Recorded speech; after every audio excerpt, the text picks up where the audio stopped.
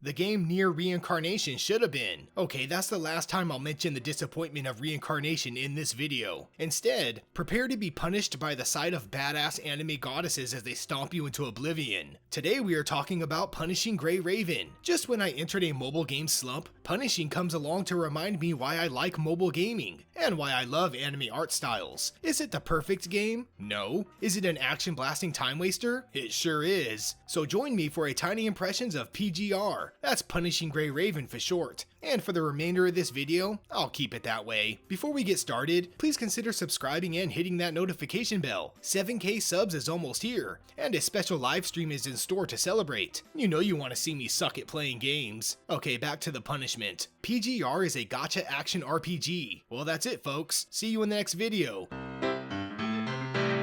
Okay fine, what PGR isn't what makes it a refreshing experience. The game is not original by any means. Battle stage by stage, summon, upgrade, level up, battle, listen to a story, summon, and well, you get it by now. So instead of explaining a gameplay loop that runs rampant in the genre like a spicy burrito does my stomach, I will explain what makes the combat system a tad bit more unique. The usual button smashing to attack is here, the ever so present dodge mechanic is there, and of course the switching to different heroes is, well, also here. But it's the combat system that threw me for a puzzling loop. Yeah, it's kinda like a puzzle of sorts. See these icons? They represent combos, or a mixture of combos. The idea is to match as many of the same icons to perform a devastating combo attack. By strategically using a random one, you can create an almost puzzle match of a full string, thus unleashing a punishment only an anime queen can bestow. This different take on completing combos made the combat more engaging. Sure, I could have just smashed the attack button, yet taking the time to plan out a super duper uber combo gave life to a combat system that would usually feel stale and lifeless. Well, that's it really. That's the one unique mechanic. The rest is just the usual. Not that the usual is all that bad. Leveling up and equipping cool weapons is always a driving force, but I guess I just needed a swift kick in the combat system after the monotony that was. Nope, I said I wouldn't do it. No, Tiny. I said no. Now that the gameplay is half explained, my biggest gripe with the game is the stage-based combat. Stages are either too short or too easy. I would have loved a more open-ended approach, or even stages that last longer with multiple mini-bosses throughout. Maybe a sequel will provide us with a more traditional level design. Let's just move on. Let's get to the glorious, no, the amazing, no, the Anime-tastic action-bastic art style. The only graphics that can hold a candle to Honkai Impact is PGR. Just look at this. I said look at it. Animations are fluid, colors are pristine, and gosh darn it, jaggies are almost non-existent. This is giving me some Scarlet Nexus vibes, and I'm all for it. Environments may not be wholly fun to see, yet character models and action sequences are the icing on top of a cake filled with eyeball-pleasing goodness. When a mobile game looks this good, I wonder what others are doing. Not watching anime, that's for sure. To say I like the art style is an understatement. I absolutely adore it. I won't waste more of your time with strangely worded sentences and random phrases to tell you about the art style. Instead, I will briefly touch on the monetization. And by briefly, I mean one word. Gotcha! It's summon heroes, summon resources, purchase to have the ability to summon more, and if you have just enough free stuff, maybe you can upgrade? Again, we are talking about a system we've seen run into the ground, and no matter how cool PGR looks, or even how unique the combat can be, it's still the same monetization that punishes our wallet. While I did enjoy the game during its initial stages, I can see some lingering gotcha again shenanigans creep up my backside. So the real question is if PGR is worth a play. The answer to that question is an astounding, yet groaning, yes? Listen, if you like stage-based action RPG gacha battlers with an amazing art style, then please download PGR. Yet I am a realist, and if you're all gotcha'd out on the redundancy of the genre, then you might want to give this one a pass. The fresh take on the combat system is a welcome plus. The graphical presentation is an A++,